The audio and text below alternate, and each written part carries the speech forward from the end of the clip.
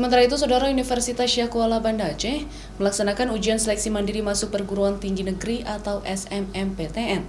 Peserta ujian yang reaktif COVID-19 tidak diperkenankan untuk mengikuti ujian karena harus menjalani swab PCR yang telah disediakan oleh pihak kampus. Walaupun di tengah pandemi COVID-19, Universitas Syakuala Banda Aceh tetap melaksanakan ujian SMMPTN secara tatap muka atau luring. Pelaksanaan ujian masuk perguruan tinggi ini tetap mematuhi protokol kesehatan yang ketat.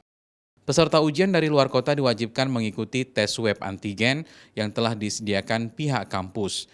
Jika ditemukan reaktif COVID-19, peserta tidak diperbolehkan mengikuti ujian sembari menunggu hasil uji swab PCR.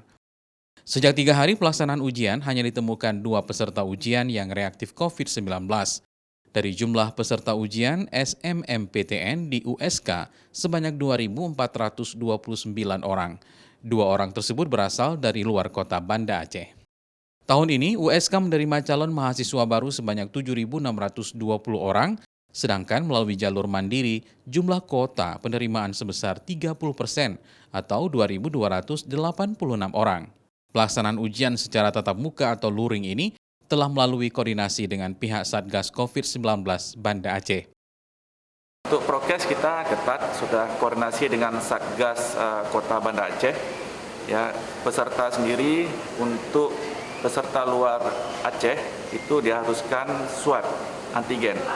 Itu kita lakukan. Memang kemarin ada, kalau tidak salah ada 2 peserta itu reaktif. Dan kita arahkan untuk melakukan PCR, ya. Dengan hasil PCR ini kemudian kalau dia negatif, kita izinkan untuk ikut ujian. Tugas dan tim teknis TIK-nya itu juga kita wajibkan swab. Penerapan protokol kesehatan pada pelaksanaan ujian ini sebagai upaya pencegahan penyebaran COVID-19 di kalangan kampus.